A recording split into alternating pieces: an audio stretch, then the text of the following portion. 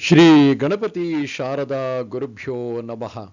ಶ್ರೋತೃಗಳಿಗೆ ಶಂಕರಾಚಾರ್ಯ ವಿರಚಿತ ಸೌಂದರ್ಯ ಲಹರಿಯಲ್ಲಿ ತಾಯಿಯ ಪಾದದ್ವಯಗಳ ವರ್ಣನೆಯನ್ನು ಮಾಡಿರತಕ್ಕಂತಹ 87ನೆಯ ಶ್ಲೋಕಕ್ಕೆ ಸ್ವಾಗತ. ಬನ್ನಿ ಮೊದಲಿಗೆ ಶ್ಲೋಕವನ್ನು ಕೇಳೋಣ. ಹಿಮಾನಿ ಹಂತವ್ಯಂ ಹಿಮಗಿರಿ ನಿವಾಸೈಕಚತುರೌ ನಿಶಾಯಾಂ ನಿದ್ರಾಣಾಂ ನಿಶಿಚರಮಭಾಗೆ ಚ ವಿಶದೌ ವರಂ ಲಕ್ಷ್ಮೀಪಾತ್ರಂ ಶ್ರಿಯಮತಿ ಸೃಜಂತೌ ಸಮಯಿನಾಂ ಸರೋಜಂ ತ್ವತ್ಪಾದೌ ಜನನಿ ಜಯತಶ್ಚಿತ್ರಮಿಹ ಕಿಂ. ಈ ಶ್ಲೋಕದ ಪದಚ್ಛೇದ ಹೀಗಿದೆ: ಹೇ ಜನನಿ, ಹಿಮಗಿರಿ ನಿವಾಸೈಕ ಚತುರೌ ನಿಶಿಚರಮ ಭಾಗೆ ಚ ವಿಶದೌ ಸಮಯಿನಾಂ ಶ್ರಿಯಂ ಅತಿಸೃಜಂತೌ ತ್ವತ್ಪಾದೌ ಹಿಮಾನಿ ಹಂತವ್ಯಂ ನಿಶಾಯಾಂ ನಿದ್ರಾಣಾಂ ವರಂ ಲಕ್ಷ್ಮೀಪಾತ್ರಂ ಸರೋಜಂ ಜಯತಃ ಇಹ ಕಿಂ ಚಿತ್ರಂ. ಅಂದರೆ, ಹೇ ಜನನಿ, ತಾಯೇ, ಹಿಮಗಿರಿ ನಿವಾಸೈಕ ಚತುರೌ, ಹಿಮವತ್ ಪರ್ವತದಲ್ಲಿ ಆವಾಗ ಸಂಚರಿಸೋದಕ್ಕೆ ನೈಪುಣ್ಯತೆ ಉಳ್ಳವಳೆ. ಹೇಳಿ ಕೇಳಿ ಪಾರ್ವತಿ ಮದುವೆ ಆಗಿದ್ದು ಶಿವನ ವಾಸಸ್ಥಾನವೇ ಹಿಮಾಲಯ. ಇನ್ನು ಹೋಗ್ಲಿ ತವರು ಮನೆನೂ ಕೂಡ ಹಿಮವತ್ ಪರ್ವತನ ಮಗಳಾಗಿ ಹುಟ್ಟಿದ್ದು. ಆದ್ರಿಂದ ತವರು ಮನೆನೂ ಕೂಡ ಹಿಮಾಲಯವೇ. ಶಿವ ತಾನು ಸೇರಿದಂಥ ಗಂಡನ ಮನೆ, ಶಿವನ ಮನೆಯೂ ಕೂಡ ಕೈಲಾಸಗಿರಿ, ಅದು ಕೂಡ ಇರೋದು ಹಿಮಾಲಯದಲ್ಲಿ.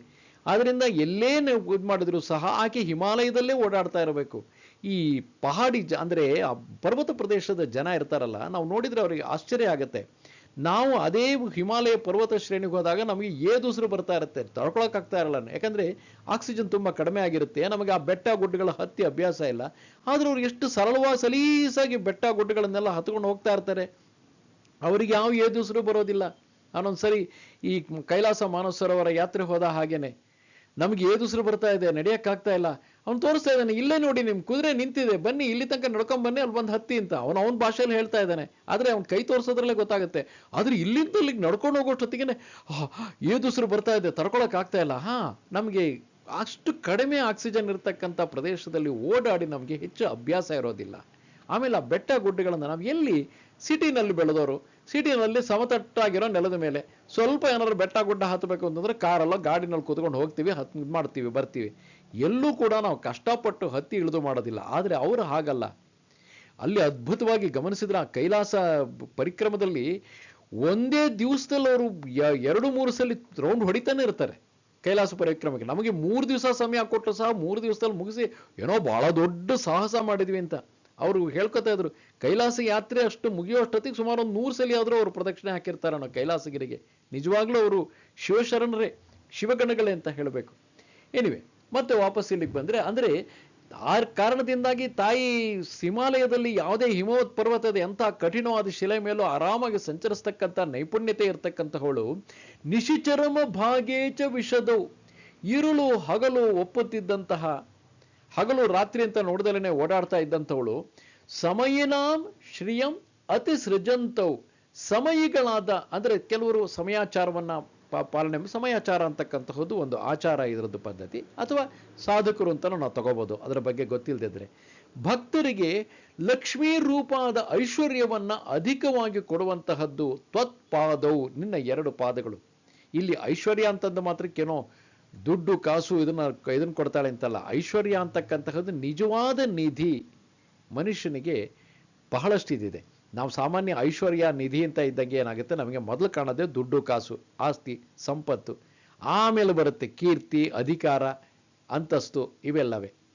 ಆದರೆ ನಮ್ಮ ಆರೋಗ್ಯ, ಮನಸ್ಸಿನ ಶಾಂತಿ, ನೆಮ್ಮದಿ, ಇವು ಇರೋಂಥ ಮಹತ್ವ ಅವಕ್ಕಿಲ್ಲ. ಹಣ ಇವತ್ತು ಬರುತ್ತೆ, ನಾಳೆ ಹೊರಟೋಗುತ್ತೆ. ಆದರೆ ಒಂದು ಸಾರಿ ದೇಹದ ಆರೋಗ್ಯನೋ, ಮನಸ್ಸಿನ ಶಾಂತಿನೋ, ನೆಮ್ಮದಿನೋ ಕೆಟ್ಟೋಯ್ತು ಅಂತಂದ್ರೆ ನಿಮ್ಮ ಹತ್ರ ಕೋಟಿ ರೂಪಾಯಿ ಇದ್ರೂ ಪ್ರಯೋಜನವಿಲ್ಲ. ಶಾಂತಿ ನೆಮ್ಮದಿನ ತಂದ್ಕೊಳ್ಳೋದಕ್ಕಾಗೋದಿಲ್ಲ. ರಾತ್ರಿ ಸರಿಯಾಗಿ ನಿದ್ದೆ ಬರೋದಿಲ್ಲ. ನೀವೆಷ್ಟೇ ನಿದ್ದೆ ಮಾತ್ರ ನುಂಗಿ ಏನೇ ಮಾಡಿ ಇನ್ನಷ್ಟು ಮಂಕ ಕವಿಯುತ್ತೆ, ಇನ್ನಷ್ಟು ಆರೋಗ್ಯ ಹಾಳಾಗತ್ತೆ ಹೊರತು ನನಗೆ ನನ್ನ ಹತ್ರ ದುಡ್ಡಿದೆ ಅನ್ನೋ ಕಾರಣಕ್ಕೋಸ್ಕರ ನನಗಿರೋ ಶಾರೀರಿಕ ಬಾಧೆಗಳನ್ನೆಲ್ಲ ಮಾತ್ರೆ ತಗೊಂಡು ನೀವು ಪೂರೈಸ್ಕೋತೀನಿ ಅಂತ ಹೇಳ್ಬೋದು.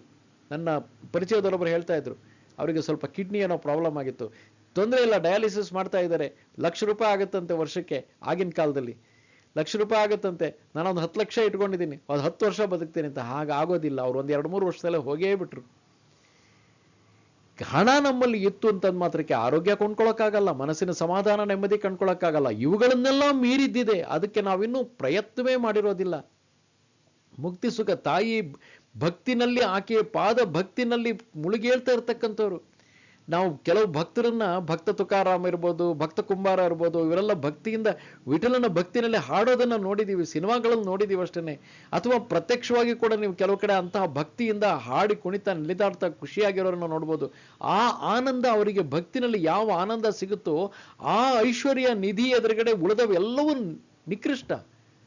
ಅಂತಹ ನಿಧಿಯನ್ನು ಕೊಡ್ತಕ್ಕಂಥವಳು ತಾಯಿ ತನ್ನ ಭಕ್ತರಿಗೆ ತ್ವತ್ಪಾದೌ ಹಿಮಾನಿ ಹಂತವ್ಯಂ ನಿಶಾಯಾಂ ನಿದ್ರಾಣಾಂ ವರಂ ಲಕ್ಷ್ಮೀ ಪಾತ್ರಂ ಸರೋಜಂ. ಅಂದ್ರೆ ಮಂಜಿನಿಂದ ಕೆಡುವಂಥ, ರಾತ್ರಿ ಆಗ್ತಿದ್ದಂಗೆ ಮುದುರಿಕೊಳ್ತಕ್ಕಂತಹ ಲಕ್ಷ್ಮಿಗೆ ಸ್ಥಾನ ಮಾತ್ರವಾಗಿರ್ತಕ್ಕಂತಹ ಕಮಲವನ್ನೂ ಕೂಡ ಜಯತಃ ಇಹ ಕಿಂ ಚಿತ್ರಂ, ನಿನ್ನ ಪಾದಗಳ ಕಾಂತಿ ಆ ಕಮಲಗಳಿಗಿಂತನೂ ಮೀರಿದ್ದು, ಆ ತಾವರೆಗಿಂತನೂ ಮೀರಿದ್ದು. ಆ ತಾವರೆ ರಾತ್ರಿ ಹೊತ್ತಾಗ್ತಿದ್ದಂಗೆ ಮುದುರ್ಕೊಂಡ್ಬಿಡುತ್ತೆ. ಅದು ರಾತ್ರಿ ಹೊತ್ತು ಹಗಲಲ್ಲಿ ಸೂರ್ಯ ಬಂದಾಗ ಮಾತ್ರ ಅರಳುತ್ತೆ, ರಾತ್ರಿ ಹೊತ್ತಾದ್ರೂ ಮುದುರ್ಕೊಂಡ್ಬಿಡುತ್ತೆ. ಆದ್ರೆ ತಾಯಿಯ ಪಾದ ಹಾಗಲ್ಲ. ಅವಳು ಹಗಲು ರಾತ್ರಿ ಅಂದರೇನೆ ಹಿಮಾವತ್ ಪರ್ವತದಲ್ಲಿ ಎಲ್ಲಿ ಬೇಕಾದ್ರೂ ನಡೀತಾಳೆ. ಅಷ್ಟೇ ಅಲ್ಲ, ಯಾಕೆಂದ್ರೆ ತಾಯಿ ಹಿಮವತ್ ಪರ್ವತದಲ್ಲಿ ಹೇಗೆ ನಡೀತಾಳೆ ಅನ್ನೋದನ್ನು ನಾವೇನು ನೋಡಿಲ್ಲ. ರಾತ್ರಿ ಇರ್ಬೋದು, ಹಗಲಿರ್ಬೋದು, ಎಷ್ಟೋ ಸಮಯ ರಾತ್ರಿನಲ್ಲಿ ನಮಗೆ ನಿದ್ದೆ ಬರದೇನೆ ಅಮ್ಮ ಭಗವತಿ ತಾಯಿ ಹೋಗಲಿ ನಿನ್ನ ನೆನಪಾರೋ ಕೊಡು, ನಿನ್ನ ನೆನಪಲ್ಲೇ ನಿನ್ನ ಸ್ಮರಣೆ ಮಾಡ್ತಾರೆ, ರಾತ್ರಿ ಹೇಗೋ ಕಳಿತೀನಿ ಅಂತಂತೀವಿ ನಿದ್ದೆ ಬರದಿದ್ದಾಗ. ರಾತ್ರಿ ಇರ್ಬೋದು, ಹಗಲಿರ್ಬೋದು, ದಿನದ 24 ಗಂಟೆನಲ್ಲಿ ನಾವು ಭಗವತಿನ ಯಾವಾಗ ಕರಿತೀವಿ, ಯಾವಾಗ ಅವಳ ಸಹಾಯವನ್ನು ಅಪೇಕ್ಷೆ ಮಾಡ್ತೀವಿ ಅಂತ ಇಲ್ಲ. ಆದ್ರೆ ಯಾವಾಗಲೇ ತನ್ನ ಮಕ್ಕಳು ಕರೆದರೂ ಸಹ ಭಗವತಿಯ ಕೃಪೆ ಅನ್ನೋದು ಯಾವತ್ತೂ ತಪ್ಪೋದಿಲ್ಲ. ಆ ಕೃಪೆಯನ್ನು ಅನುಭವಿಸಿದವರಿಗೆ ಗೊತ್ತು. ಅದಕ್ಕೇನು ಅಂತಂದ್ರೆ ನಮಗೆ ಆಳವಾದ ನಂಬಿಕೆ ಇರಬೇಕು. ಆ ತಾಯಿ ಯಾವತ್ತೂ ನಮ್ಮ ಪಕ್ಕದಲ್ಲೇ ಇರ್ತಾಳೆ. ಆಕೆ ಎಲ್ಲೋ ದೂರದಲ್ಲಿಲ್ಲ. ಹೇಳೋದಕ್ಕೆ ಆಕೆ ಸತ್ಯಲೋಕದಲ್ಲಿ ಆಕೆ ಮುಖ ಇದೆ ಅಂತ, ವಾಸ್ತವದಲ್ಲಿ ನಮ್ಮ ಹೃದಯದೊಳಗೆ ಇರ್ತಾಳೆ. ಒಂದು ಸಣ್ಣ ಕರೆನೂ ಸಾಕು, ತಕ್ಷಣ ತಾಯಿ ಓಗೊಡ್ತಾಳೆ, ತಕ್ಷಣ ತಾಯಿ ಒಂದು ಮಾರ್ಗನ ತೋರಿಸ್ತಾಳೆ. ಹಾಗಿರ್ತಕ್ಕಂಥ ತಾಯಿಯ ಕೃಪೆ, ಆ ತಾಯಿಯ ಕೃಪೆ, ಆಕೆಯ ಪಾದಗಳ ಚರಣದ ಕೃಪೆ ಅನ್ನೋದರ ಮುಂದೆ, ಅಂಥ ಐಶ್ವರ್ಯದ ಮುಂದೆ, ಆ ನಿಧಿಯ ಮುಂದೆ ಬಾಕಿ ಎಲ್ಲ ಐಶ್ವರ್ಯ ನಿಧಿನೂ ನಿವಾಳಿಸಿ ಬಿಸಾಕಬೇಕು. ಯಾಕೆಂದ್ರೆ ಬಾಕಿದೆಲ್ಲವೂ ನಶ್ವರ. ಆಸ್ತಿ ಇರ್ಬೋದು, ಅಂತಸ್ತು ಇರ್ಬೋದು, ಹಣ ಇರ್ಬೋದು, ಕೀರ್ತಿ ಇರ್ಬೋದು, ಕೊನೆಗೆ ಆರೋಗ್ಯ, ಸುಖ, ನೆಮ್ಮದಿ, ಶಾಂತಿ, ಇವುಗಳು ಕೂಡ ಈ ನಶ್ವರ. ಯಾವ ಸಮಯದಲ್ಲಿ ಬೇಕಾದ್ರೂ ಯಾವುದನ್ನು ಬೇಕಾದ್ರೂ ನಾವು ಕಳ್ಕೋಬಹುದು. ಆದರೆ ತಾಯಿ ಕೃಪೆ ಅನ್ನೋದೊಂದಿದೆಯಲ್ಲ, ಆ ತಾಯಿ ಕೃಪೆ ಅಂತಕ್ಕಂತಹದ್ದು ಒಂದು ಸಾರಿ ನಾವು ಅದರ ಸಂತೋಷವನ್ನ, ಆ ದಿವ್ಯತೆಯನ್ನ ಅನುಭವಿಸಿದ್ವಿ ಅಂತಂದ್ರೆ ಆಮೇಲೆ ಅದು ನಿರಂತರವಾಗಿ ನಮ್ಮ ಹತ್ರ ಇರುತ್ತೆ, ಶಾಶ್ವತವಾಗಿರುತ್ತೆ. ನಾವೇನೋ ಒಂದು ಸಣ್ಣ ತಪ್ಪು ಮಾಡಿದ್ವಿ ಅಂದ ಕೂಡಲೇ ತಾಯಿ ತನ್ನ ಕೃಪೆಯನ್ನು ತೋರಿಸೋದಿಲ್ಲ. ಹೇಗೆ ಹೆತ್ತ ತಾಯಿ ತನ್ನ ಮಕ್ಕಳು ಮಾಡೋ ತಪ್ಪನ್ನು ಬಹಳ ಸುಲಭವಾಗಿ ಕ್ಷಮಿಸಿ ಬಿಡ್ತಾಳೋ, ಹಾಗೆ ತಾಯಿ ಯಾವತ್ತಿದ್ರೂ ಕೂಡ ನಾವು ಏನೇ ಮಾಡಲಿ ಬಿಡಲಿ, ನಾವು ಹೇಗೆ ಇರಲಿ, ಒಂದು ಸಾರಿ ನಾವು ನಿಜವಾಗಿ ಆಳವಾದ ಮನಸ್ಸಿನಿಂದ, ನಿಜವಾದ ಭಕ್ತಿಯಿಂದ ನೀವು ತಾಯಿಗೆ ಅಡ್ಡ ಬಿದ್ದು ತಾಯಿಯಲ್ಲಿ ಶರಣಾಗತರಾದರೆ, ಅವತ್ತಿನಿಂದ ತಾಯಿಯ ಕೃಪೆಯ ಒಂದು ಭಾಗ್ಯವನ್ನು ಅನುಭವಿಸೋಕೆ ಶುರು ಮಾಡಿದರೆ, ಆ ನಂತರ ಯಾವುದೇ ಕಾರಣಕ್ಕೂ ಕೂಡ ಆ ಕೃಪೆ ಅನ್ನೋದು ತಪ್ಪೋದೇ ಇಲ್ಲ. ಈ ರೀತಿಯಾಗಿ ಈ ಶ್ಲೋಕದಲ್ಲಿ ಹೇಳಲಾಗಿದ್ದು, ಇದನ್ನ ಇಲ್ಲಿ ಕೂಡ ಸರ್ವೇಶ್ವರಿಯ ಪಾದ ಕಮಲ ಅದು ಲಕ್ಷ್ಮಿಗೆ ಸ್ಥಾನವಾದಂತಹ ಕಮಲವನ್ನೂ ಗೆಲ್ಲೋದು ಅಂತ ಹೇಳಿರೋದ್ರಿಂದ ಇದನ್ನು ಸಂಸ್ಕೃತದಲ್ಲಿ ವ್ಯತಿರೇಕಾಲಂಕಾರ ಅಂತ ಹೇಳಿದ್ದಾರೆ. ಇನ್ನು ಈ ಶ್ಲೋಕವನ್ನ ಯಾರು ಪೂಜೆ ಮಾಡಿ ಅದನ್ನ ಶ್ಲೋಕವನ್ನ ನಿರಂತರವಾಗಿ ಜಪ ಮಾಡ್ತಾರೋ ಅವರಿಗೆ ಸರ್ಪಗಳನ್ನು ವಶೀಕರಣ ಮಾಡಿಕೊಳ್ಳುವ ಶಕ್ತಿ ಬರುತ್ತೆ. ಸರ್ಪಗಳನ್ನು ವಶೀಕರಣ ಮಾಡ್ಕೊಳ್ಳೋದು, ಇಲ್ಲಿ ಸರ್ಪಗಳನ್ನು ವಶೀಕರಣ ಮಾಡ್ಕೊಂಡು ಮಾಡಬೇಕಾಗಿರೋದೇನು, ಆ ಸರ್ಪಗಳನ್ನು ಹಿಡಿದುಬಿಟ್ಟು ಅದ್ರ ಹಲ್ಲು ಕಿತ್ತು ಅದು ಹಾವಾಡಿಗಿಂತರ ಆಡಿಸ್ಬೇಕು ಅಂತ ಅಲ್ಲ, ಅಥವಾ ಅದನ್ನೇನೋ ಮನೆಯಲ್ಲಿ ಒಂದು ಮ್ಯೂಸಿಯಂ ಮಾಡಿ ಆ ಮ್ಯೂಸಿಯಂನಲ್ಲಿ ಎಲ್ಲ ಒಂದು ಝೂ ಥರ ಮಾಡ್ಬಿಟ್ಟು ಎಲ್ಲ ಹಾವುಗಳನ್ನು ಪ್ರದರ್ಶನಕ್ಕೆ ಇಡಬೇಕು ಅಂತ ಅಲ್ಲ, ಲೋಕಕ್ಕೆ ಉಪಕಾರ ಆಗೋ ಹಾಗೆ ಆ ಸರ್ಪಗಳು ನಮ್ಮಿಂದ ನಿಜವಾಗ್ಲೂ ಆಕರ್ಷಿತವಾಗ್ತವೆ ಅಂತಂದ್ರೆ, ಆ ಸರ್ಪಗಳನ್ನು ಅವಾಗ ಏನಾದರೂ ತೊಂದರೆ ಆಗಿದ್ದಾಗ, ಸಾಮಾನ್ಯ ಈ ಜನಗಳು ವಾಸ ಮಾಡ್ತಾ ಇರೋ ಜಾಗದಲ್ಲಿ ಕೆಲವೊಮ್ಮೆ ಹಾವುಗಳು ಬಂದ್ಬಿಡುತ್ತೆ. ಆ ಹಾವುಗಳನ್ನು ವಾಸ್ತವವಾಗಿ ಹಾವುಗಳು ಏನೂ ತೊಂದರೆ ಮಾಡೋದಿಲ್ಲ. ಈಗ ನಾನೇ ಇಲ್ಲಿ ಬೆಂಗಳೂರಿನಲ್ಲಿರೋದು, ಬೆಂಗಳೂರಿನಲ್ಲಿ ನಾನು ಮನೆ ಕಟ್ಕೊಂಡಾಗ ಈ ನಮ್ಮ ಏರಿಯಾದಲ್ಲೇ ಹಾವುಗಳ ಸಂಖ್ಯೆ ತುಂಬ ಜಾಸ್ತಿ ಇತ್ತು. ನಮ್ಮ ಮನೆ ಎದುರುಗಡೆಗೆ ಒಂದು ಹುತ್ತ ಇತ್ತು. ಆ ಮನೆ ಕಟ್ಟೋ ಸಮಯದಲ್ಲಿ ಕೆಲವರು ಹೇಳಿದರು, ಬೇಕಾದರೆ ಹೇಳಿ ಒಂದು ಲೋಡ್ ನೀರು ಹೊಡೆದು ಬಿಡ್ತೀವಿ, ಹುತ್ತ ಕೊಚ್ಕೊಂಡು ಹೋಗ್ಬಿಡುತ್ತೆ ಅಂತ. ನಾನು ಹೇಳಿದೆ, ಬೇಡ ಬೇಡ, ಯಾಕೆ, ಅದ್ರ ಪಾಡಿಗೆ ಅದಿರುತ್ತೆ ಬಿಡಿ. ಇಲ್ಲ ಸರ್, ಹಾವಿದೆ ಒಳಗಡೆ. ಇರಲಿ ಬಿಡಿ, ಏನು ಮಾಡುತ್ತೆ, ನಾವೇನಾದ್ರು ತೊಂದರೆ ಮಾಡೋಕ್ಕೆ ಹೋದರೆ ಅದು ನಮಗೆ ತೊಂದರೆ ಮಾಡೋಕ್ಕೆ ಬರುತ್ತೆ. ಹಾವಿದೆ ಅಂತಂದಾಗ ನಾವು ಎಚ್ಚರಿಕೆಯಲ್ಲಿ ಇರ್ತೀವಿ. ಸ್ವಲ್ಪ ಸುತ್ತಮುತ್ತ ಓಡಾಡ್ಬೇಕಾದ್ರೆ ಕಾಲು ಕೆಳಗಡೆ ನೋಡ್ಕೊಂಡು ಓಡಾಡ್ತೀವಿ. ಅದೇನಾದರೂ ಅಲ್ಲಿ ಇಲ್ಲಿ ಎಲ್ಲರೂ ಕೂತಿತ್ತು ಅಂತಂದ್ರೆ ಅದನ್ನು ತುಳಿಯೋಕ್ಕೆ ಅದಕ್ಕೇನು ತೊಂದರೆ ಕೊಡೋಕ್ಕೆ ಹೋಗಲ್ಲ, ಅದು ನಮಗೇನು ತೊಂದರೆ ಮಾಡೋದಿಲ್ಲ. ಹಾಗೆ ನಡ್ಕೊಂಡು ಬಂತು. ನಾನು ಹೊರಗಡೆ ಕೆಲಸಕ್ಕೆ ಹೋಗ್ಬಿಡ್ತಾ ಇದ್ದೆ, ಹಾಗಾಗಿ ನನ್ನ ಕಣ್ಣಿಗೆ ಹಾವು ಬಿದ್ದಿರೋದು 1-2 ಬಾರಿ ಅಷ್ಟೇ. ಆದರೆ ನಮ್ಮ ಮನೆಯವರು, ನನ್ನ ಮಕ್ಕಳೆಲ್ಲ ನೋಡಿದ್ರಂತೆ. ನನ್ನ ಮಗಳು ಎಲ್ಲ ಬೇಕಾದಷ್ಟು ಸರಿ ಹಾವು ಮನೆ ಆವರಣದಲ್ಲೇ ಒಂದೊಂದು ಸರಿ ಓಡಾಡ್ತಾ ಇದ್ದಾಗ ಏನು ಮಾಡ್ತಾ ಇದ್ರು, ಅದು ಹಾವಲ್ಲಿ ಬಂದಿದ್ದಷ್ಟೊತ್ತು, ವಿಷಪೂರಿತವಾದ ಹಾವೇನೆ, ಅದು ಬಂದಿದ್ದಷ್ಟೊತ್ತು ಸುಮ್ಮನೆ ಇರೋರು. ಒಂದು ಸ್ವಲ್ಪ ಹೊತ್ತಾದ್ಮೇಲೆ ಅದರ ಪಾಡಿಗೆ ಅದು ಹೋಗ್ತಾ ಇತ್ತು. ಆದರೆ ಕಾಲಕ್ರಮದಲ್ಲಿ ಏನಾಯಿತು, ನಾವು ಈ ಊರು ಬಿಟ್ಟು ಬೇರೆ ಕಡೆ ಹೋಗಬೇಕಾಯಿತು. ಆ ಸಮಯದಲ್ಲಿ ಬೇರೆ ಯಾರಿಗೋ ಬಾಡಿಗೆ ಕೊಟ್ವಿ. ಆ ಸಮಯದಲ್ಲಿ ಏನೇನು ಘಟನೆಗಳು ನಡೀತೋ ಏನಾಯಿತು ಗೊತ್ತಿಲ್ಲ. ನಾವು ವಾಪಸ್ಸು ಇದೇ ಮನೆಗೆ ನಾವು ಹಿಂದಕ್ಕೆ ತಿರುಗಿ ಬರೋ ಅಷ್ಟೊತ್ತಿಗೆ ಆ ಹಾವು ಇರಲಿಲ್ಲ. ಹಾವು ಒಂದಿರಲಿಲ್ಲ ಅಂತಷ್ಟೇ ಅಲ್ಲ, ಆ ಹುತ್ತಕ್ಕೆ ಪೂಜೆ ಮಾಡೋ ಭರಾಟೆನಲ್ಲಿ ಸಾಮಾನ್ಯವಾಗಿ ಹುತ್ತಕ್ಕೆ ಪೂಜೆ ಮಾಡ್ಬೇಕಾದ್ರೆ ಹಾಲನ್ನು ಎರಿಬೇಕು ಅಂತ. ಎರಿಯೋದು ಅಂತಂದ್ರೆ ಏನು ಅಂದ್ರೆ, ಒಂದು ಎಲೆನಲ್ಲಿ, ಅದಕ್ಕೂ ಒಂದು ಸ್ಪೆಸಿಫಿಕ್ ಎಲೆ ಇದೆ, ಆ ಎಲೆನ ಹಾಲಿನಲ್ಲಿ ಅದ್ದುಬಿಟ್ಟು ಚಿಮುಕಿಸ್ಬೇಕು. ಸುಮ್ಮನೆ 2 ಹನಿ ಹಾಲು ಹೋಗಿ ಹುತ್ತದ ಮೇಲೆ ಬಿಡಬೇಕು. ಹುತ್ತ ಬಹಳ ನಾಜೂಕಾದ್ದು, ಇರುವೆಗಳು ಕಟ್ಟಿರೋ ಹುತ್ತ, ಅದು ತುಂಬ ನಾಜೂಕಾದ್ದು. ಇರುವೆಗಳಲ್ಲಿ ವಾಸ ಮಾಡೋಲ್ಲ. ಇರುವೆಗಳು ಹುತ್ತನ ಕಟ್ತವಷ್ಟೇ, ಮನೆ ಕಟ್ತವೆ, ಬಿಟ್ಟು ಹೋಗ್ತವೆ. ಆ ಜಾಗದಲ್ಲಿ ಹಾವು ಬಂದು ವಾಸ ಮಾಡುತ್ತೆ. ಹುತ್ತಕ್ಕೆ ಹಾಲು ಎರೆದಂಗೆ ಚಿಮುಕಿಸ್ಬೇಕು. ಆದರೆ ಇವತ್ತಿನ ಕಾಲದಲ್ಲಿ ಶಿವಲಿಂಗಕ್ಕೆ ಅಭಿಷೇಕ ಮಾಡೋದು ನೋಡಿರ್ತಾರೆ, ಅರ್ಧ ಲೀಟ್ರ್ ಹಾಲು ತರೋರು, ಸುರಿಯೋರು. ಅದು ಹಾಲು ಸುರಿದ್ರೆ ಪರವಾಗಿಲ್ಲ, ಕೆಲವರಂತೂ ನೀರನ್ನು ಒಂದೊಂದು ತಪ್ಪಲೆ ನೀರು ತಂದುಬಿಟ್ಟು ಅದ್ರ ಮೇಲೆ ಸುರಿಯೋರು. ಏನಾಗುತ್ತೆ, ಒಂದು ಕಾಲದಲ್ಲಿ ಆ ಹೆಚ್ಚು ಕಮ್ಮಿ ನನ್ನ ಎದೆ ಮಟ್ಟಕ್ಕೆ ಬರುವಷ್ಟು ಎತ್ತರವಾಗಿದ್ದಂಥ ಹುತ್ತ ಇವತ್ತಿನ ದಿವಸ ಅಲ್ಲಿ ಹುತ್ತವೇ ಇಲ್ಲ, ಪೂರ್ತಿ ಕರಗಿ ಆ ಜಾಗದಲ್ಲಿ ಒಂದು ಹೊಂಡ ಆಗ್ಬಿಟ್ಟಿದೆ. ಯಾವ್ದಾರ ಬಾಕಿ ಇನ್ನೊಂದು ಸಮಯದಲ್ಲಿ ಅದ್ರದ್ದೊಂದು ವಿಡಿಯೋ ಮಾಡಿ ಹಾಕ್ತೀನಿ. ಅತಿಯಾದ ನಮ್ಮ ಪೂಜೆ ಮಾಡೋ ಇದರಿಂದಾಗಿ ಯಾವ ರೀತಿ ಯಾವುದನ್ನು ಪೂಜೆ ಮಾಡಬೇಕು ಅನ್ನೋ ಜ್ಞಾನ ಇಲ್ಲದೆ ಅಜ್ಞಾನದಿಂದ ನಾವು ಪೂಜೆ ಮಾಡೋದ್ರ ಕಾರಣದಿಂದಾಗಿ ಇವತ್ತು ಆ ಹುತ್ತ ಪೂರ್ತಿ ನಶಿಸೋಗಿದೆ. ಅಷ್ಟೇ ಅಲ್ಲ, ಅಷ್ಟರ ಮಧ್ಯದಲ್ಲಿ ತುಂಬ ಜನ ಬಂದು ಪೂಜೆ ಮಾಡ್ತಾ ಇದ್ರು ಅಂತ ಹೇಳಿದರು. ಯಾಕೆಂದರೆ ನಾವು ಇದ್ದ ಸಮಯದಲ್ಲಿ ಯಾರೂ ಹೆಚ್ಚಿಗೆ ಜನ ಇಲ್ಲಿ ಇರಲಿಲ್ಲ, ಅದರಿಂದ ಜಾಸ್ತಿ ಜನ ಏನು ಬರ್ತಿರ್ಲಿಲ್ಲ. ಸಾಮಾನ್ಯ ನಮ್ಮ ಮನೆಯವ್ರು ಬಿಟ್ಟರೆ, ನಾವು ಮನೆಯವ್ರು ಬಿಟ್ಟರೆ ಇನ್ಯಾರೂ ಅಲ್ಲಿ ಪೂಜೆ ಮಾಡೋಕ್ಕೆ ಅಂತ ಬರ್ತಿರಲಿಲ್ಲ. ಸುತ್ತಮುತ್ತ ಅದೇ ಥರ 10-6 ಹುತ್ತಗಳು ಇದ್ದವು ಅಲ್ಲಿ ಆ ಜಾಗದಲ್ಲಿ, ಆ ಏರಿಯಾದಲ್ಲಿ. ಹಾಗಾಗಿ ಬಹುಶಃ ಅಲ್ಲೆಲ್ಲಾದರೂ ಪೂಜೆ ಮಾಡ್ತಿದ್ರೇನೋ. ನಾವು ಅಲ್ಲಿ ಹೋಗಿ ವಾಪಸ್ ಬರೋಷ್ಟೊತ್ತಿಗೆ ಒಂದು 5-6 ವರ್ಷ ಆಗಿತ್ತು. ಬರೋಷ್ಟೊತ್ತಿಗೆ ಸುತ್ತಮುತ್ತ ಇದ್ದು ಹುತ್ತಗಳೆಲ್ಲ ಕರಗೋಗಿದ್ವು. ಈ ಹುತ್ತನೂ ಕರಗೋಗಿತ್ತು. ಹೆಚ್ಚು ಕಮ್ಮಿ ಆಲ್ಮೋಸ್ಟ್ ಕೆಳಗಿಳಿದು 1 ಅಡಿ ಹೈಟಿಗೆ ಬಂದಿತ್ತು. ಈಗ ಒಂದು 4-5 ವರ್ಷದಲ್ಲಿ ಆ 1 ಅಡಿನೂ ಕಡಿಮೆ ಆಗಿ ಪೂರ್ತಿ ಹೊಂಡ ಆಗೋಗಿದೆ. ಅಷ್ಟರ ಮಟ್ಟಿಗೆ ಹುತ್ತ ಪೂರ್ತಿ ಕರಗೋಗಿದೆ. ಇದು ನಾವು ಹಾವುಗಳನ್ನು, ಸರ್ಪಗಳನ್ನು ನೋಡ್ಕೊಳ್ತಾ ಇರೋ ರೀತಿ. ಈ ರೀತಿ ಮಾಡಿದ್ರೆ ಏನಾಗುತ್ತೆ, ಹೇಗೆ ಅಲ್ಲಿ ಒಂದು ಸರ್ಪ ಇರೋದಕ್ಕೆ ಸಾಧ್ಯ? ಅದು ಯಾವಾಗಲೂ ಹೊರಟೋಯ್ತೋ, ಯಾರೋ ಕೊಂದು ಹಾಕಿದ್ರು, ಏನು ಮಾಡಿದ್ರು? ಆದ್ದರಿಂದ ಸರ್ಪಗಳ ವಶೀಕರಣ ಅಂತಂದರೆ ಬಹಳ ಎಚ್ಚರಿಕೆಯಿಂದ ಇರಬೇಕು. ಅದಕ್ಕೆ ಸಹಾಯ ಮಾಡುವಂತೆ ನೀವಿರಬೇಕೇ ಹೊರತು ಯಾವುದೇ ಕಾರಣಕ್ಕೂ ಅದಕ್ಕೆ ಹಾನಿ ಮಾಡುವಂಥ ಕೆಲಸಕ್ಕೆ ಕೈ ಹಾಕಬಾರ್ದು.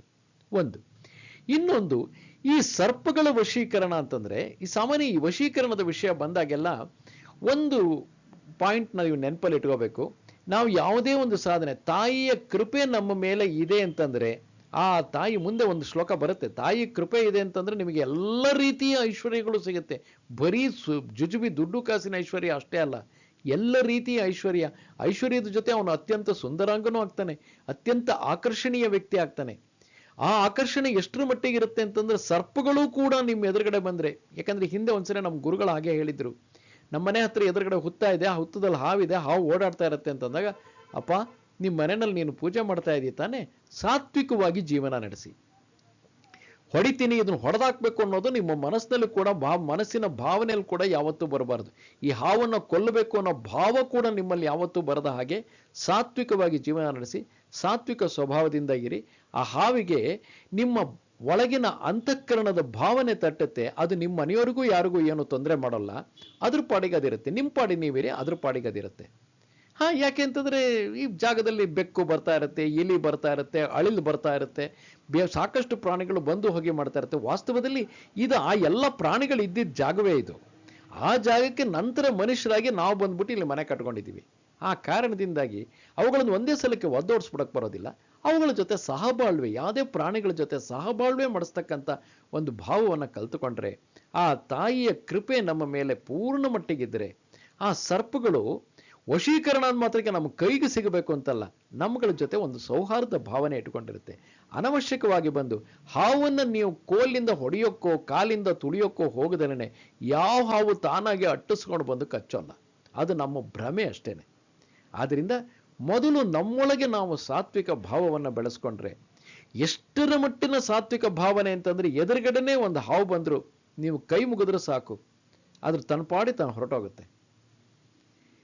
ನಮ್ಮಲ್ಲಿ ಬಹಳಷ್ಟು ಜನ ಅಡವಿ ಕಾಡಲ್ಲಿ ಅಥವಾ ಬೆಟ್ಟ ಗುಡ್ಡಗಳಲ್ಲಿ ವಾಸ ಮಾಡೋರೆಲ್ಲ ಒಂದು ಕೋಲ್ ಇಟ್ಕೊಂಡು ನೆಲಕ್ಕೆ ಕುಟ್ಕೋತ ಹೋಗ್ತಾರೆ ದಾರಿನಲ್ಲಿ. ಯಾಕೆ ಅಂತಂದ್ರೆ ನೆಲಕ್ಕೆ ಕುಟ್ಟಿದಾಗ ಆ ಶಬ್ದ ತರಂಗಗಳು ಹೇಳುತ್ತೆ, ನೆಲ ಶೇಕ್ ಆಗತ್ತಲ್ಲ. ಸ್ವಲ್ಪ ಹತ್ರದಲ್ಲೆಲ್ಲಾರು ಅಕ್ಕಪಕ್ಕದಲ್ಲಿ ಹಾವುಗಳೇನಾರು ಇತ್ತು ಅಂತಂದ್ರೆ ಆ ಶೇಕ್ ಮಾಡ್ತೀರಾ, ಆ ನೆಲಕ್ಕೆ ಕುಟ್ಟಿದಾಗ ಒಂದು ವೈಬ್ರೇಷನ್ ಹುಟ್ಟತ್ತಲ್ಲ, ಆ ವೈಬ್ರೇಷನಲ್ಲಿ ಅದು ಗೊತ್ತಾಗುತ್ತೆ ಯಾರೋ ಬರ್ತಾ ಇದ್ದಾರೆ ಇಲ್ಲಿ ಅಂತ. ತಕ್ಷಣ ಹಾವಲ್ಲಿಂದ ದೂರ ಹೊರಟೋಗುತ್ತೆ. ಹಾವು ಕಂಡ ತಕ್ಷಣ ಹೊಡೆಯೋದು ಅನ್ನೋದು ಇದೆಯಲ್ಲ, ಅದು ನಮ್ಮ ಪದ್ಧತಿ ಅಲ್ಲ, ಸಂಸ್ಕಾರವಲ್ಲ. ಅದು ಹಾವನ್ನು ಹೊಡೆಯೋದಲ್ಲ. ಹಾವು ಎಲ್ಲೇ ಕಂಡ್ರೂ ಸಹ ತನ್ನ ಸ್ವಲ್ಪ ಅದಕ್ಕೆ ನೆಲಕ್ಕೆ ಕುಟ್ಟಿನೋ ಜೋರಾಗಿ ಶಬ್ದ ಮಾಡಿದರೆ ತಕ್ಷಣ ಅದು ವೈಬ್ರೇಷನ್ ನೋಡ್ಬಿಟ್ಟು ಅಲ್ಲಿಂದ ದೂರ ಹೊರಟೋಗುತ್ತೆ. ಎದುರಿಗೆ ಹಾವು ಕಾಣ್ತು ಅಂತಂದ್ರೆ ಹೊಡಿಬೇಕು ಅನ್ನೋ ಭಾವ ಮನಸ್ಸಲ್ಲಿ ಮೊದಲು ಮೂಡದೇ ಇರಲಿ. ನಾಗಪ್ಪ ಕೈ ಮುಗಿರಿ, ಸ್ವಲ್ಪ ಅದರಿಂದ ದೂರ ಸರಿರಿ, ದೂರ ಸರ್ಕೊಳ್ಳಿ. ಅವಾಗ ಅದಕ್ಕೆ ತಾನೇ ಅರ್ಥ ಆಗುತ್ತೆ ಇವ್ರು ನನಗೇನು ತೊಂದರೆ ಮಾಡೋದಿಲ್ಲ ಅಂತೇಳಿ. ಆಯ್ತು ಅಂತ ಅದ್ರ ಪಾಡಿಗೆ ಅದು ಹೊರಟೋಗುತ್ತೆ. ಅದು ನಿಮ್ಮ ಜೊತೆ ಇಂಟರ್ಫಿಯರ್ ಆಗೋಕೆ ಬರೋಲ್ಲ. ನೀವು ಅದ್ರ ಜೊತೆ ಇಂಟರ್ಫಿಯರ್ ಆಗಬೇಡಿ. ಸರ್ಪಗಳು ಕೂಡ ಈ ಶ್ಲೋಕವನ್ನು ಕೇಳ್ತಾ ನಿಮಗೆ ಸರ್ಪಗಳು ಕೂಡ ನಿಮ್ಮ ಜೊತೆ ಸ್ನೇಹದಿಂದ ಇರುವಂಥ ಭಾವ ಹುಟ್ಟಬೇಕು. ಯಾಕೆಂದ್ರೆ ತಾಯಿಯ ಕೃಪೆ ಅಂತಕ್ಕಂತಹದ್ದು ಅಷ್ಟರ ಮಟ್ಟಿಗಿದೆ. ತಾಯಿಯ ಕೃಪೆ 24 ಗಂಟೆನೂ ದೊರೆತಕ್ಕಂತಹದ್ದು. ರಾತ್ರಿ ಹಗಲು ಎಲ್ಲ ತಾವರೆ ಹೂವಿನ ಥರ ರಾತ್ರಿ ಹೊತ್ತು ಮುದುರ್ಕೊಂಡ್ಬಿಡೋದಿಲ್ಲ.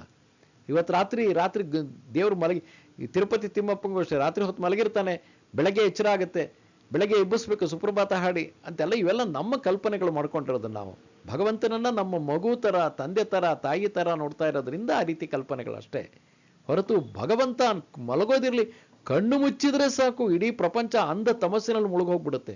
ಸಾಧ್ಯವೇ ಇಲ್ಲ ಅದು. ಭಗವಂತ ಸದಾ ಎಚ್ಚರವಾಗಿದ್ದು, ಭಗವತಿ ಸದಾ 24 ಬೆಳಗ್ಗೆ ರಾತ್ರಿ ಹಗಲು ರಾತ್ರಿ ಎಲ್ಲ ಸಮಯದಲ್ಲೂ ಕೂಡ ಆ ಭಗವತಿ ಕೃಪೆ ನಮ್ಮ ಮೇಲೆ ಯಾವಾಗಲೂ ಇದ್ದೇ ಇರುತ್ತೆ. ಆ ಒಂದು ಭಾವದಲ್ಲಿ ಎಲ್ಲ ಹಾವಿನ ಥರನೇ ಎಲ್ಲ ಪ್ರಾಣಿಗಳ ಜೊತೆನೂ ಸಹ ಬಾಳ್ವೆ ನಡೆಸೋಣ ಅಲ್ವೇ. ನಮಸ್ತೆ ಶಾರದೆ ದೇವಿ ಕಾಶ್ಮೀರ ಪುರವಾಸಿನಿ ತ್ವಾಮಹಂ ಪ್ರಾರ್ಥಯೇ ನಿತ್ಯಂ ವಿದ್ಯಾದಾನಂಚ ದೇಹಿಮೆ. ನಮಸ್ಕಾರ.